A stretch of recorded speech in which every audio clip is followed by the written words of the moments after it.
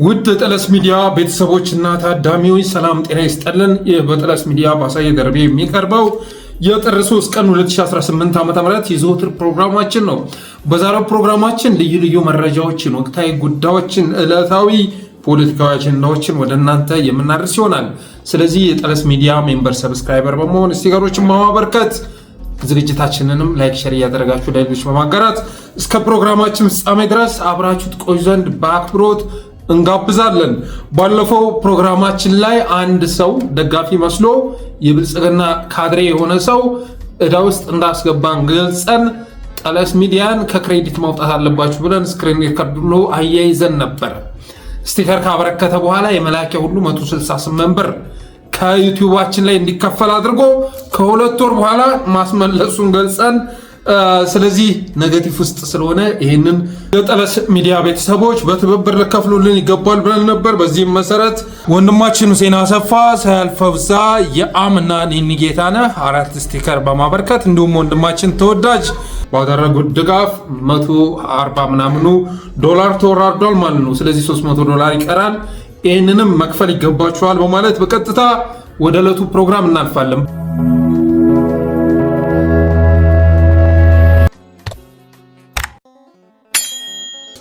የመጀመሪያ ርዕሳችንን ያያዘ ልደታ አድርገናል። ያያዘ ልደታ አንድ ቪዲዮ ተለቋል። የመጨረሻ ቪዲዮ ከሀገር ከመውጣቱ በፊት ቃለ መጠይቅ ያደረገው ነው ተብሎ ተለቆ ብዙዎች ሙድ እየያዙበት ነው። አንድ ላይ ብቻ ነበር የቀረውት እኔም ወጣሁ እያሉ ሙድ እየያዙ ነው። ሰዎች ፎታቸውን እየለጠፉ ዛሬ ትሬንድ ሆኗል ማለት ይቻላል። ያያዘ ልደታ ምን አለ ትናንትናስ ምን ሲያደርግ ነበር በሚለው ጉዳይ ላይ አጭር የ5 ደቂቃ ፕሮግራም አለኝ። እስኪ በመጀመሪያ ከሄደ በኋላ የተናገረውን ወይም ሊሄድ አካባቢ የሰጠውን ቃለ መጠይቅ አይተን እንመለስ። ማንንም ቻው አላልኩም፣ ግን ጎንደርን ቻው አልኳት። ተሰናበልኳት። መቼ እንደማገኛት አልቅ። ቀሚሷ ተሰፍቶ ልጆቿ ተሰብስበው ጎንደር አሁን ባዶ ናት። ልጆች የሉም ተበትነው 18 ባዶ ፒያሳ ብንኩ ሁሉም ባዶ። ልጆቿ በአንድም በሌላም ከከተማው ረቀዋል፣ ከሀገር ወጥተዋል። ግን የሰው ሀብታም ናት። አንድ ላይ ነበርኩ። እኔም ደግሞ ሄድኩ እና የአንዳንዱ ሰው ድፍረት እኮ በጣም ይገርማል። የመጨረሻ ነው የሚገርመው ማለት በዚህ ደረጃ ለመናገር ትልቅ ድፍረት ያስፈልጋል። በአንድ ወቅት ደግሞ ሲሰራቸው የነበሩ ቪዲዮዎችን ስናስታውስ ምን ሲያደርግ እንደነበረ በሀገር ቤት በነበረ ሰዓት ላይ ምን ሲያደርግ እንደነበረ ስናስታውስ ይሄ ንግግሩ በጣም ያስገርመናል። ጎንደርን ቻው አልኳት። የሆነ ጊዜ ላይ መቼም ጎንደርዬ ቀሚሷን አሰፍታ ልጆቿ ከቧት እንደገና ደምቃ ማየቴ ባይቀርም አሁን ግን ጎንደር ባዶ ናት፣ ልጆቿ ተበትነዋል፣ ከሀገር ወጥተዋል ምናምን እያለ ሲያንቋርር ትሰሙታላችሁ። የሆነ ሰዓት ላይ ግን ኢቲቪ ላይ እየቀረበ ያያዘ ልደታ ማለት ነው የሀገር ውስጥ ቱሪስት ተብሎ ያኔ ፋሲለደስ ቤተመንግስት ቅርስነቱን ባልጠበቀ መልኩ ታድሷል እያልን ቅሬታ በምናቀርብበት ሰዓት ላይ የለም ቆንጆ ሆኖ ነው የታደሰው እያለ ኢቲቪና ፋና ላይ እየወጣ ምስክርነት ሲሰጥ ነበረ። ጎንደር ተለውጣለች፣ ያው እንደምታዩት ነው። ተምኔሉ ራሱ ጎንደር ተለውጣለች ነው የሚለው እና በወቅቱ ቅርሱ እኔም ነጭ ሆነ እንደዚህ እያልኩ ስለነበረ እዚህ መጥቼ ካየሁት በኋላ ግን ደስ ብሎኛል፣ ተመችቶኛል እያለ ሲናገር ነበር። እስኪ እሱን ሰምተነው እንመለስ። ቀንጨብ አድርገን ሰምተነው እንመለስ። በርካቶች ወሮ የምትሞሸርበት ነው የሚሏት ጎንደር ዘንድሮ ደግሞ በልዩነት በከተማዋ የተሰራው የኮሪደር ልማትና የአብያተ መንግስታቱ እድሳት ጎንደርን ወደ አዲስ የህዳሴ ዘመን የመለሰ ስለመሆኑ ያነጋገርናቸው የሀገር ውስጥ ጎብኚዎች ይናገራሉ። ማታ ላይ ያለው ድባቡ በጣም ይለያል። መጀመሪያ አካባቢ ሳይ የነበረው ፒክቸር እና አሁን በአካል ያየሁት ፒክቸር ይለያያል። በመጀመሪያ እንደማንኛውም ኢትዮጵያዊ ተበሳጭቼ ነበር። ይበልጥ እንደውም ነጭ ሆነ ነበር የመሰለኝ። እኔ ግን አሁን መጥቼ አይቼዋለሁ። የዛን ያህል የጎላ ነገር አይደለም እና ባለሙያዎችን ጠይቄ ነበር። ልክ እንደማንኛውም እንደተበሳጨ ሰው ለምን የዚህን ያህል ሊቀየር ቻለ የሚል ማለት ነው። ግን ከወራት በኋላ እንደሚቀየርና እንደሚስተካከል ነገረው ነው። በፎቶ ምናምን እንደማይሆን ነበር። ትናንትና እና አዳነች አቤቤ ስፖንሰር አድርገው ወደ ጎንደር የላኳቸው ተቃውሞ ሲበዛባቸው እና አብይ አህመድ ከላኳቸው ሰዎች መካከል አንዱ ያያዘ ልደታ ነበረ። ስለዚህ እኔም እንደሌሎቹ ከርቀት ሆኜ ሳያው ነጭ ሆነ ምናምን የሚል ነገር ነበረኝ። ግን ባለሙያ ሳነጋግር ከተወሰነ ጊዜ በኋላ እንደሚጠቁር ተነግሮኛል። አሁን መጥቼ ሳያውም ደግሞ ቆንጆ ሆኖ አይቼዋለሁ። እኛ ታሪክ መስራት ማንችል እንኳን ታሪክ ሲጠበቅ እሱን ማበረታታት ይገባናል እያለ ለአገዛዙ ፕሮፓጋንዳ ሲሰራ ነበር። ዛሬ ጎንደር ባዶ ናት፣ ልጆቿ ተበትነዋል፣ ከሀገር ወጥተዋል። ጎንደርን ቸዋልኳት። የሆነ ሰዓት ላይ ግን ቀሚሷን አሰፍታ ልጆቿን ጠርታ እንደገና ከኛ ጋር መጨፈሩ አይቀርም እያለ የሚናገረው ያያ ዘልደታ ትናንትና እንደዚህ አይነት ምስክር ሲሰጥ ነበር። ፎቶ አሳዳጁ፣ ዳንኪራና ፌሽታ ወዳጁ፣ አሸርጋጁ ያያ ዘልደታ እንደ ታጋይ ለጎንደር ድምፅ ሲሆን እንደነበረ ሰው እኔ ብቻ ነበር የነበርኳት አሁን እኔም ወጣሁባት እያለ ይናገራል።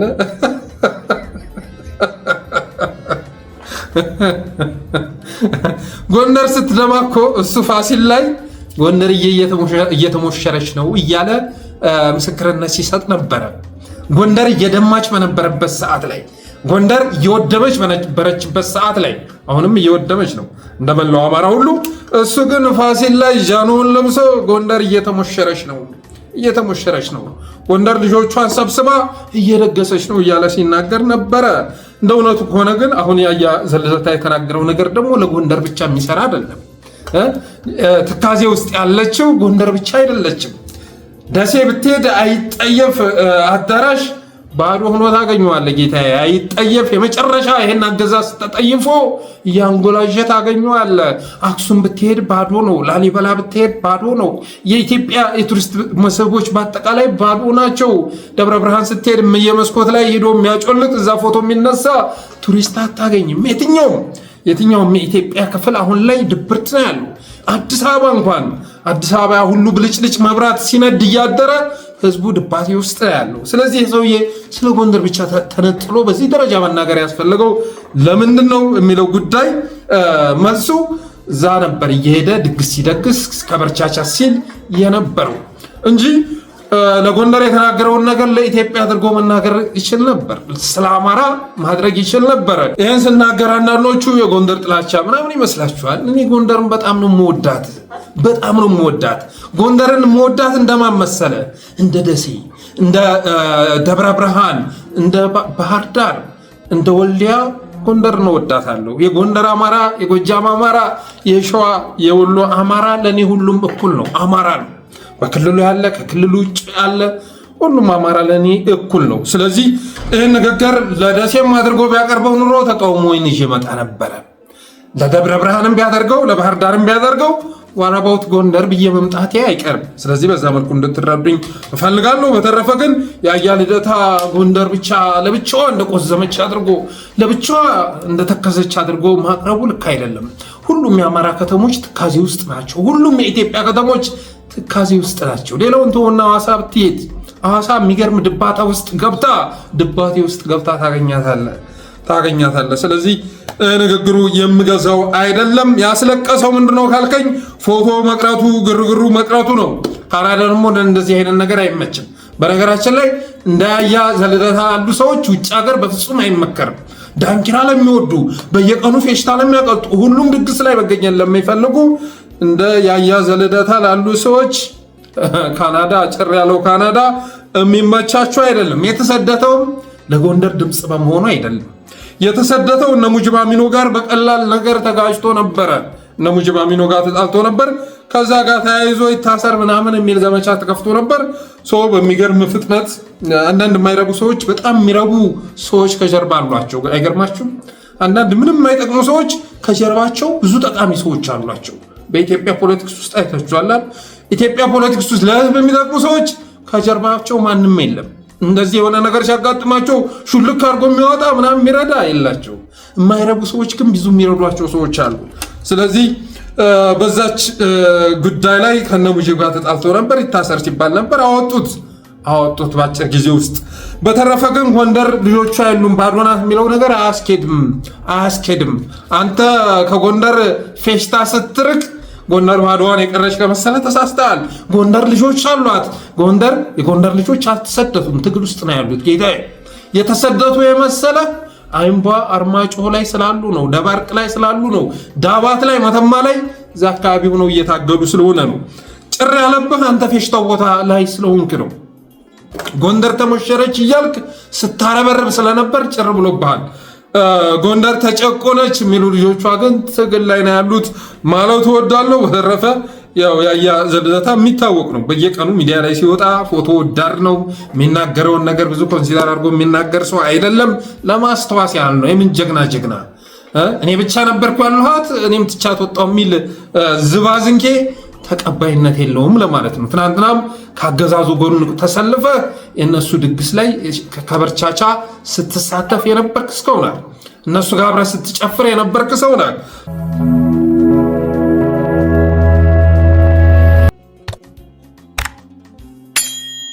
ሌላው የሪፖርተርን ዘገባ ይመለከታል። ሪፖርተር ቅዳሜ የወጣ ዘገባ በጣም አስተንጋጭ ዘገባ ይዞ ወጥቷል። በጣም አስተንጋጭ። ይኸው ምንድነው የሚለው? ከ80 በመቶ በላይ የፌዴራል ንግድ ፍቃዶች በ2025 ዓ.ም ተዘግተዋል ይላል። ከ80 በመቶ በላይ የፌዴራል ንግድ ፍቃዶች በ2025 ተዘግተዋል። ከዚህ በላይ መርዶ አለ እንዴ? አንድ ስልጣን ላይ ላለ አገዛዝ ከዚህ በላይ መርዶ አለ እንዴ? እና አብይ አህመድ መርዶ አይደለም። ምክንያቱም ይህን እያደረጉት ያለው ሆን ብለው ስለሆነ አገር ማስተዳደር ለሚፈልጉ ዜጎችን በእኩል ዓይን ለሚመለከቱ የኢኮኖሚ እድገት የምር እናስመዘግባለን ብለው ለሚያስቡ መሪዎች ግን ከዚህ በላይ መርዶ የለም። ከ80 በመቶ በላይ የፌዴራል ንግድ ፍቃድ የወሰዱ ዜጎች በ2025 ዓ.ም ንግድ ፍቃዳቸውን መልሰው የንግድ ድርጅቶቻቸውን ዘግተዋል ነው የሚለው። በአንድ ዓመት ውስጥ ከ470 ሺህ በላይ የንግድ ፍቃዶች ከስራ ውጭ ሆነዋል። ሰምታችኋል አይደለም? በአንድ ዓመት ከ470 ሺህ በላይ የንግድ ፈቃዶች ከስራ ውጭ ሆነዋል። ይህም በሌላ ቋንቋ ሲገለጽ አገዛዙ አክስሯቸዋል ማለት ነው። ለስራ ምቹ ያልሆነ ኤንቫይሮንመንት በመፍጠር በተለያዩ ምክንያቶች ከቢዝነስ እንዲወጡ አድርጓቸዋል ማለት ነው። በአዲስ አበባ እየተሰራ ያለው ይሄ ነው። ለዛውም የፌዴራል ንግድ ፍቃድ አውጥተው የነበሩ ከ570 ሺህ መካከል ከ570 ሺህ ንግድ ፍቃድ ያወጡ የፌዴራል ንግድ ፍቃድ ያወጡ መካከል አሁን ከነፍቃዳቸው ያሉት 100 ሺህ ብቻ ናቸው ይላል የሪፖርተር ዘገባ። የአዳነች አቤቤ ስራ ይሄንን ይመስላል። የአብይ አህመድ እነ ሽመልስ አብዲሳ ስራ ይሄን ይመስላል። ምክንያቱም ምንድነው ይላል ሪፖርተር? የብድር አቅርቦት እጦት፣ የቁጥጥር ስርዓቶች መለዋወጥ፣ የማክሮ ኢኮኖሚ ችግር፣ የመልካም አስተዳደር ብልሽት እና መድሎኝነት ናቸው ብሎ ምክንያቱን አስቀምጧል። በአዲስ አበባ አይታችኋል አይደል? ከወራት በፊት ለምሳሌ ወደ ንግድ ቦታ ተቀይረው የነበሩ መኖሪያ ቤቶች እንደገና ካርታ ማውጣት አለባቸው ተብለው ብዙ ድርጅቶች ተዘግተው ነበር። በተለይ ሲኤምሲ አያት አካባቢ ብዙ ተዘግተው ነበር። ብዙ ነጋዴዎች ቅሬታቸውን ቲክቶክ ላይ እየወጡ ሁሉ መናገር ጀምረው ነበር። እሱንም እያመጣን ለእናንተ ስናደርስ ነበር። ስለዚህ ዜጎች በሀገራቸው መስራት የማይችሉበት ሁኔታ በመፈጠሩ የተነሳ ከ470 ሺህ በላይ የንግድ ፍቃዳቸውን መመለሳቸውን ሪፖርተር ዘግቧል። እና እንደ አብይ አህመድ ላለ በአፍሪካ ቀዳሚ ኢኮኖሚ ፈጥራለሁ እያለ ለሚያወራ መሪ እንደዚህ አይነት ነገር የምታወራውና የምትሰራው አይገናኝም የሚል ትርጉም ያለው ነው። የምታወራው ሌላ ነው፣ እየሰራ ያለው ግን ሌላ ነው። የኢኮኖሚ እድገት የምታስመዘግበው የፌዴራል ንግድ ፍቃድ ካወጡ ከ570 ሺህ በላይ ዜጎች መካከል 470 ሺህ ንግድ ፍቃዳቸውን እንዲመልሱ እያደረግ ድርጅታቸውን እንዲዘጉ እያደረግ 100 ሺህ የራስህን ቤተሰቦች ብቻ አደራጅተህ እንደዚህ አይነት ኢኮኖሚያዊ እድገት ልታስመዘግብ ትችላለህ ተብሎ ሊጠየቅ ይገባል። የሆነ ሆኖ ግን በአዲስ አበባ ያለው ዘረኛ ስርዓት፣ ዘረኛ አገዛዝ በዚህ ደረጃ ነው ከቢዝነስ እያስወጣ ነው ያለው። በዚህ ደረጃ ንግድ ፍቃዶቻቸውን እየመለሱ ዜጎች ፓስፖርት እንዲያወጡ እያደረጉ ነው። ከዛ አብይ አህመድ ምን ይላል ይመጣና ከለውጡ በፊት ፓስፖርት የሚያወጡ ዜጎች ቁጥር ይሄን ያህል ነበር፣ አሁን ላይ ግን በዚህ እጥፍ አድርጎ በአመት ውስጥ ይሄን ያህል ሚሊዮን ፓስፖርት እየሰጠን ነው ይልሃል።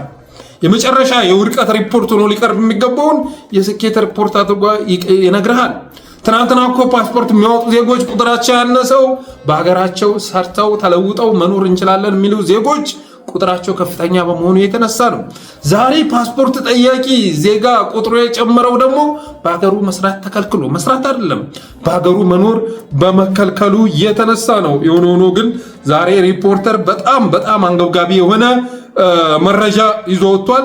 የፌዴራል ንግድ ፍቃድ ከወሰዱ ዜጎች መካከል ከ80 በመቶ በላይ ንግድ ፍቃዳቸውን መልሰዋል። ይህም በቁጥር ሲገለጽ 470 ሺህ አካባቢ ነው በማለት የሚገርም መረጃ አጋርቶናል።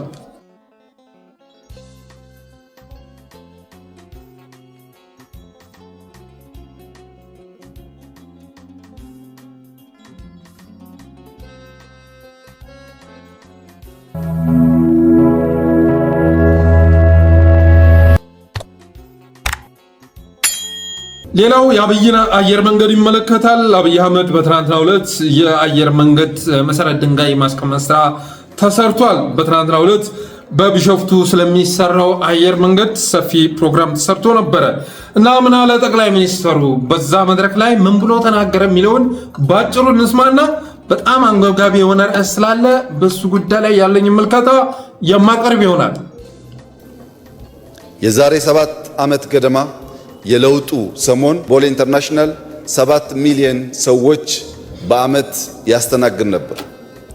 ባለፉት 5-6 ዓመታት በተሰሩ ሰፋፊ ማስፋፊያዎች በዚህ ዓመት 21 ሚሊዮን የሚጠጋ ህዝብ የቦሌ ኢንተርናሽናል ኤርፖርት ያስተናግዳል።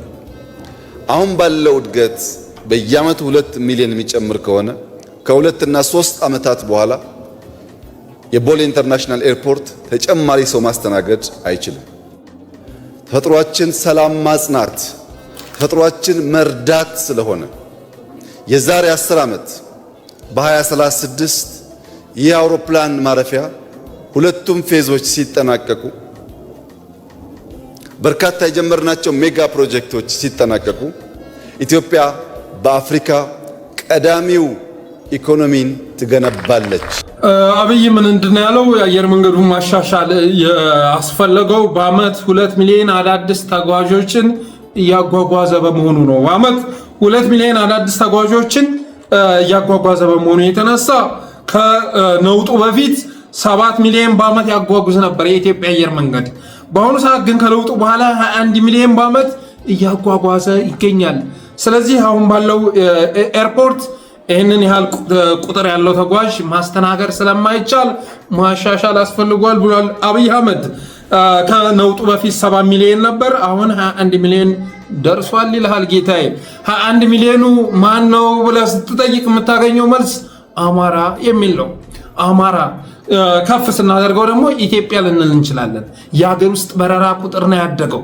ዛሬ ቱሪስቱ ከአውሮፓ የሚመጣው ከአሜሪካ የሚመጣው ከላቲን አሜሪካ የሚመጣው ቁጥር ስለጨመረ አይደለም። ከኤሲያ የሚመጣው ቁጥር ስለጨመረ አይደለም።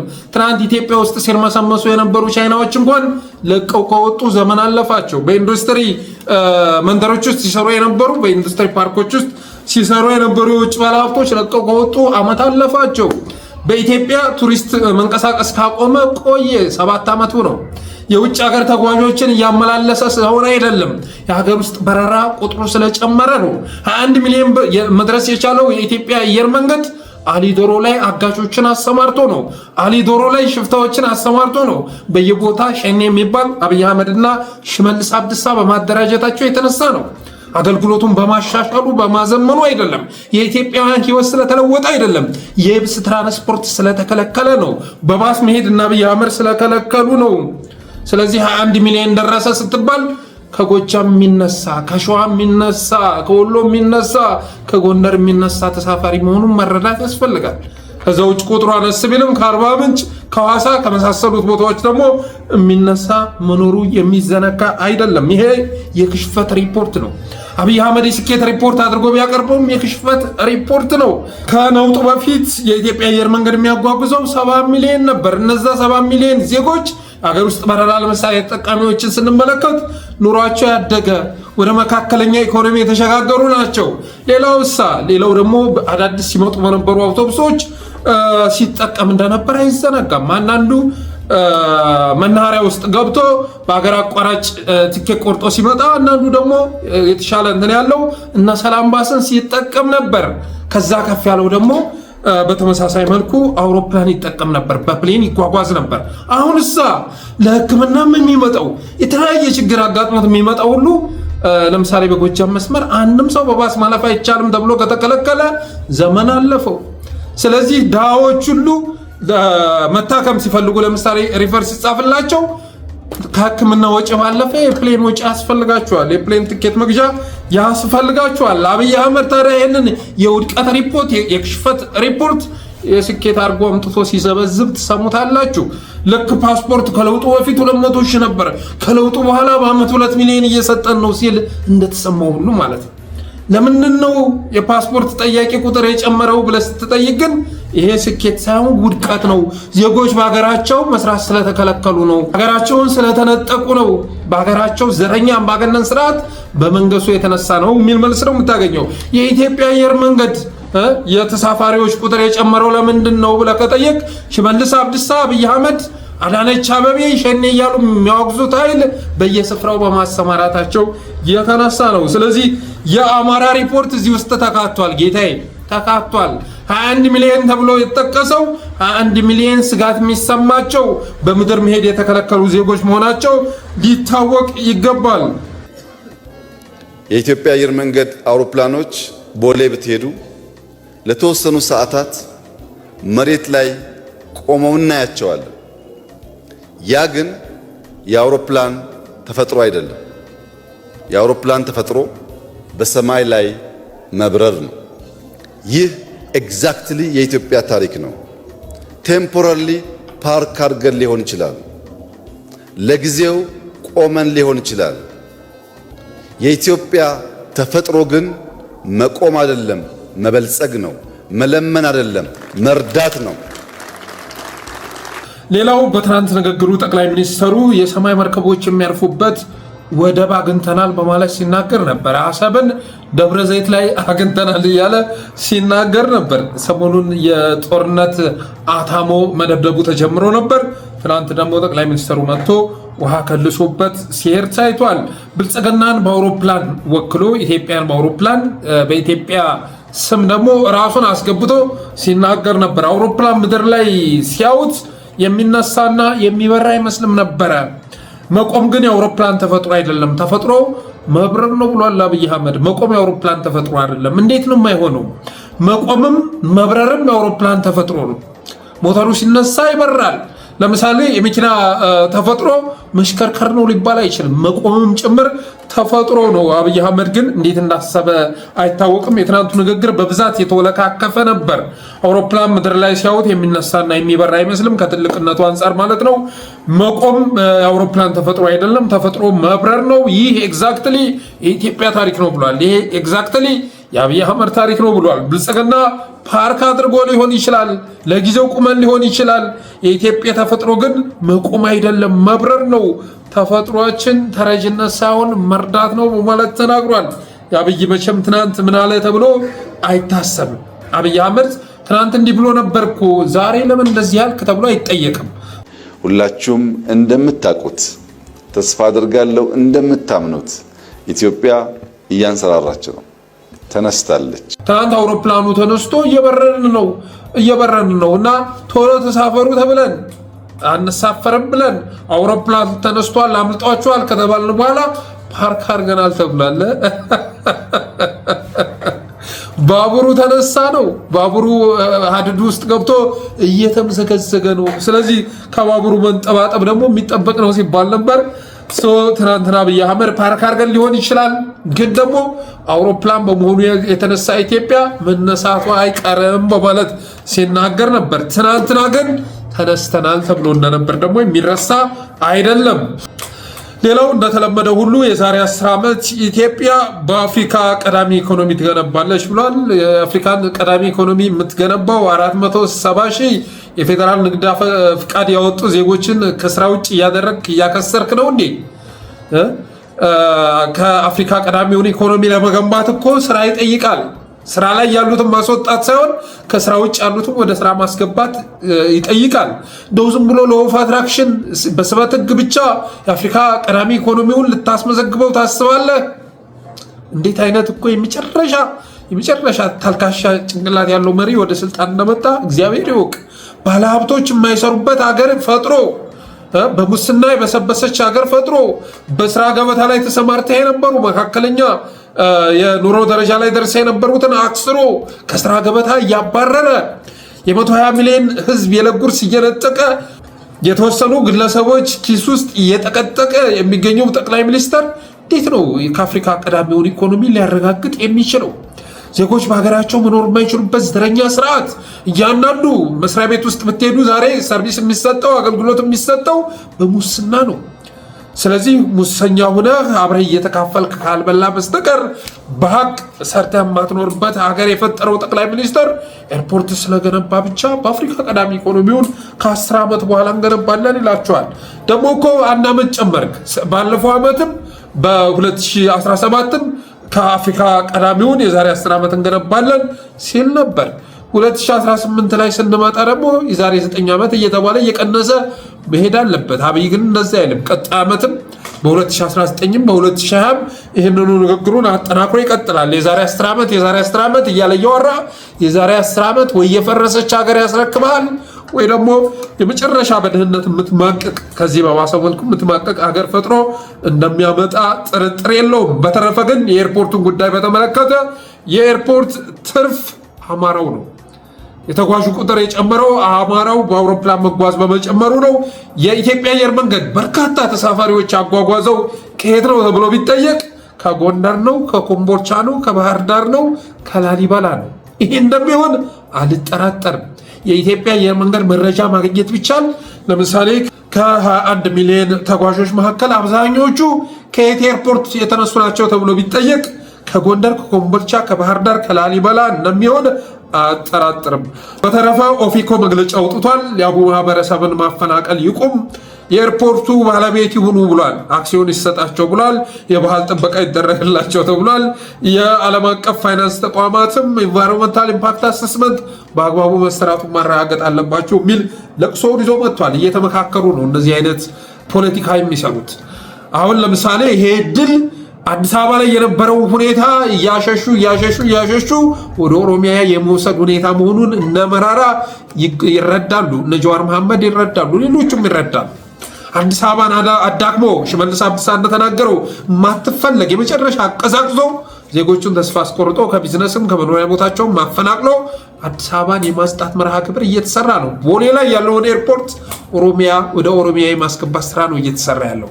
የኢትዮጵያ አየር መንገድን ፍላይ ኤምሬትስ ወይም ደግሞ የኦሮሚያ አየር መንገድ የማድረግ ስራ ነው እየተሰራ ያለው።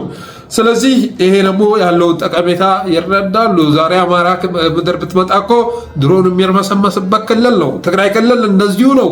ሌሎች ክልሎች እየወደሙ ባለበት ሁኔታ 3000 ዜጎች ምናምን ተነሱና እዛ ላይ ኤርፖርት ሊሰራ ነው ሲባል ኦፌኮ ደግሞ ተቃዋሚ መስሎ መጥቷል። መግለጫ አውጣና ይሄ የኦሮሞን ህዝብ እንደጎዳ እንደሚበድል ፕሮጀክት እንደሆነ አድርገህ አቅርብ ተብሎ ያን መግለጫ ይዞ እንደመጣ አያጠራጥርም። በተረፈ ግን 21 ሚሊዮን ተጓዥ የተባለው አማራው ነው። ይሄ ደግሞ ግዙፍ ኤርፖርት ደግሞ የሚገነባው የት እንደሆነ ቢታወቅም አልቃሽ ሆኖ የተከሰተው ግን ማን ነው? ኦፌኮ ነው።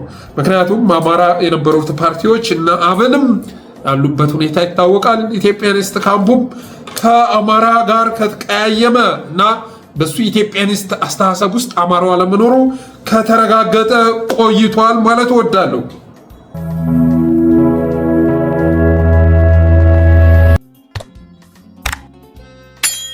ሌላኛው አጭር ርዕስ የወሎ ክልልነት ጥያቄን ይመለከታል። ወሎ ክልል የሚለው አጀንዳ እንደ አዲስ እየተቀነቀነ ይገኛል። በእነ አብዱ ጀሊል የሚመራው የከሚሴ ሸኔ፣ የወሎ ኦህዴድ እና አግማስ እና ወሎ ህብረት ተሰባስበው እየጮሁ ይገኛሉ። ወሎ ብሔር ብሔረሰቦች ተፋቅረው የሚኖሩበት የብሔር ብሔረሰቦች ሀገር ነው። ትግራውም አፋሩም የሚኖርበት ነው። ኦሮሞም የሚኖርበት ነው እየተባለ ነው። የት ነው እንደዚህ አይነት ነገር የሌለው? ወሎ ላይ ያለ፣ ጎንደር ላይ ያለ፣ ጎጃም ላይ ያለ፣ ሸዋ ላይ ያለ፣ የተለያዩ ቦታዎች ላይ ያለ ነው። ኢትዮጵያውያን ተሰባጥረው የሚኖሩ ህዝቦች መሆናቸው ይታወቃል። ወሎን ለየት የሚያደርገው ነገር የለም።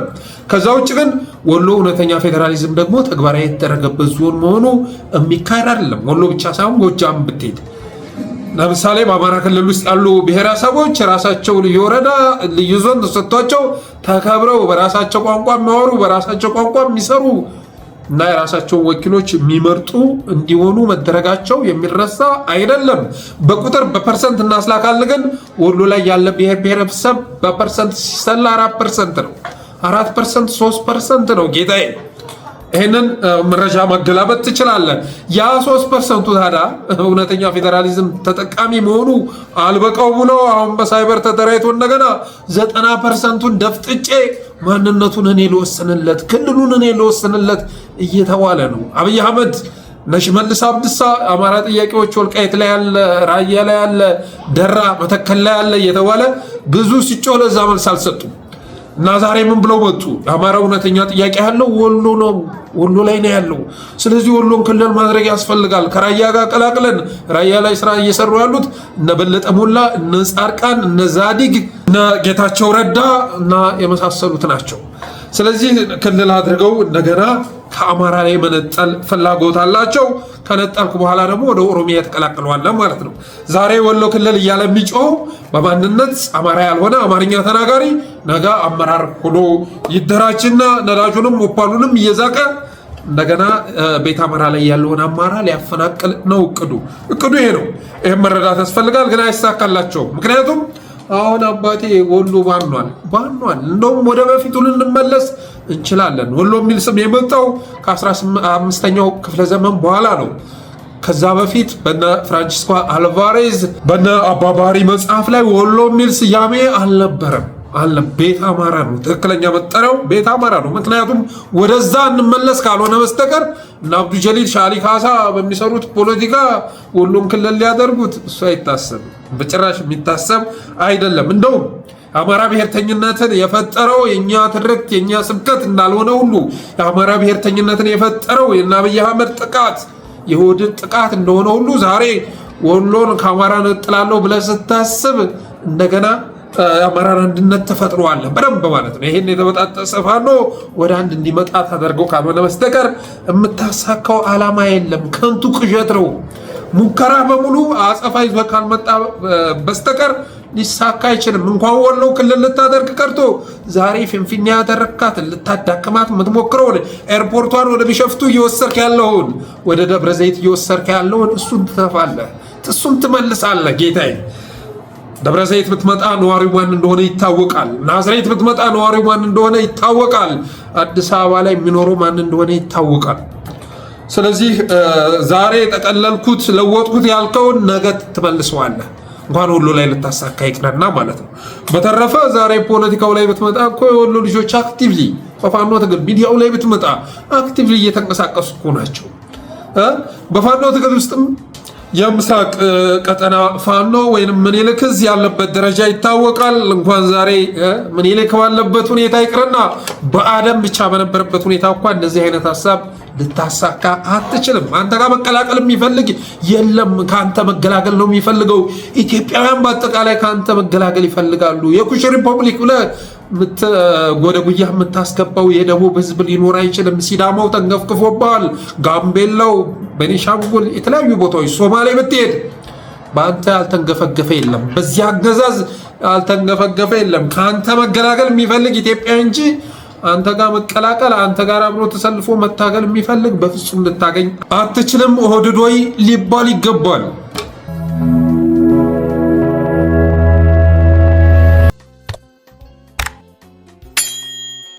ሌላኛው አጭር ርዕስ ወደ ገቦችን ይመለከታል።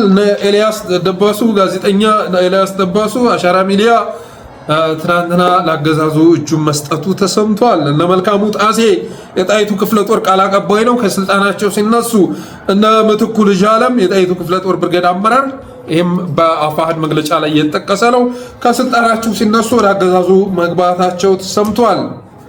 ይሄ የሚጠበቅ ነው። ምክንያቱም ፋኖ ቅርጽ ያለው ወዳለው ነገር እየመጣ መሆኑ ይታወቃል። ከአንድ ቀን በፊት ለምሳሌ የቴዎድሮስ በወጣው መግለጫ አደረጃጀቱ የተሰርተው ማለቃቸውን ገልጿል። ጎጃም ቀጠና ላይ የሚገርም አደረጃጀት ነው የተሰራው።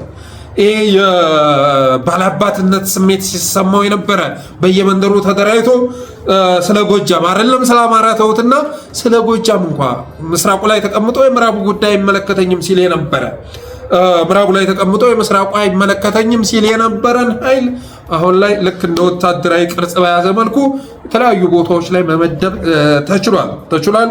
ከባድ የሆነ ማይቻል አደረጃጀት ቴዎድሮስ እዝ ላይ ተግባራዊ መደረግ ተችሏል። ስለዚህ ይሄ ሲደረግ ደግሞ ሌባው ለጥቅም የገባው እየሾለገ መውጣቱ የሚጠበቅ ነው። ፋኖ ትግል ውስጥ ገብቼ ጥቅሜን አስከብራለሁ ብሎ ያሰበ አደረጃጀት ሲመጣ ደስ አይለውም። በሌብነት የተሰማራው ነው። በነገራችን ላይ ፋኖ አደረጃጀት መስርቶ ወደ አንድ እንዳይመጣ የሚፈልገው በሌብነት በተበጣጠሰ መልኩ መንቀሳቀስ ለሌብነት ያመቻል። ለህዝቡ ሊታገል ሳይሆን ህዝቡን ሊዘርፍና ሊገድል የገባ ነው እና እንደዚህ አይነቱ ዘራፊ ብልጽግና ሰርጎ ያስገባው የብአዴን ተላላኪ እየሾለከ ቢወጣ የሚጠበቅ ነው። ትግሉ እየጠራ መሆኑን ልትገነዘቡ ይገባል። ነገ ከወሎ፣ ከሸዋ፣ ከጎጃም፣ ከጎንደር፣ ከሁሉም ቀጠና የሚወጡ አንዳንድ አርበኞችን ልትመለከቱ ትችላላችሁ። እነሱ ሲወጡ ትግሉ እየጠራ መምጣቱን ግን መረዳት ያስፈልጋል። ሌቦች እየወጡ መሆናቸውን መገንዘብ ያስፈልጋል። አሁንም የሆነው ይሄ ነው። መልካሙ ጣሴ ፌስቡክ ላይ ሲጽፍ የነበረውን ነገር ብትመለከቱ የዚህ ልጅ አካሄድ ምን አይነት አካሄድ እንደሆነ ትረዳላችሁ። አንድ መጥፎ ጽሑፍ ይጽፍና የአማራን አንድነት የሚያፈርስ ጎጃም ላይ የሚተኩስ የሆነን እዝ የሚከስ አንድ ፖስት ይጽፍና ከዛ ሁለት የተቃዋሚ ፖስት ይለጥፋል ማለት ነው። ወይ አብይን ይሳደባል ወይ ብአዴንን ሲወነጅል ታውታላችሁ። አንድ መርዝ ይተፋና ሁለት ደግሞ ያንን መርዝ የሚያስረሳ ሌላ ፖስት አጋርቶ ታገኙታላችሁ። እና ፖስቱን ገብታችሁ የፌስቡክ አካውንቱን ብትመለከቱ ያገዛዙ ተላላኪ መሆኑን በእርግጥ ማወቃችሁ አይቀርም። እኔ አፋሕድ ውስጥ ካሉ ሰዎች ያው ደረጀ በላይና እነ ተሾመን ነው በቁም ነገር መመለከተው። ሌላው በሙሉ ነገ ይገባል ብዬ አስባለሁ። በስምም ጠርቼ ከዚህ በፊት ተናግሬያለሁ። እነዛ ቀኑ ሊዘገይ ይችላል እንጂ መግባታቸው አይቀርም። እንደውም ትግሉ ውስጥ መቆየታቸው እነዚህ ሰዎች እየተሸነፉ አይደሉም ማለት ነው ብዬ እንዳስብ ያደርገኛል። መውጣታቸውን በጉጉት የምጠብቀው ጉዳይ ነው። በተለያዩ ቦታዎች ላይ እንደዚህ አይነት ኃይሎች መከሰታቸው የሚቀር አይደለም። በተረፈ ዛሬ ፋኖ ጋሸና አካባቢ ቀውጢ ውጊያ ከፍቶ ጋሸናን መቆጣጠሩም ተሰምቷል። የትራንስፖርት ጉዞም ወደ ሰሜን ወሎ ሙሉ ለሙሉ መቋረጡን ሰምተናል። በተረፈ የዛሬው ፕሮግራማችን ይህን ይመስል ነበር። የጠለስ ሚዲያ ሜምበር ሰብስክራይበር በመሆን ስቲከሮችን በማበርከት ዝግጅታችንንም ላይክ፣ ሸር እያደረጋችሁ ሌሎች በማጋራት አበረታቱም ብለን የዛሬውን ዝግጅታችንን እንቋጫለን። ፖስት ማድረግም ትችላላችሁ። በነገራችን ላይ ሸር የሚለውን ሊንክ ስትጫኑ ከስር ፖስት የሚል ይመጣል። ሸር ማድረግ ትችላላችሁ። ያንን በማድረግ ደግሞ ተደራሽነታችንን ማሳደግ ትችላላችሁ እላለሁ።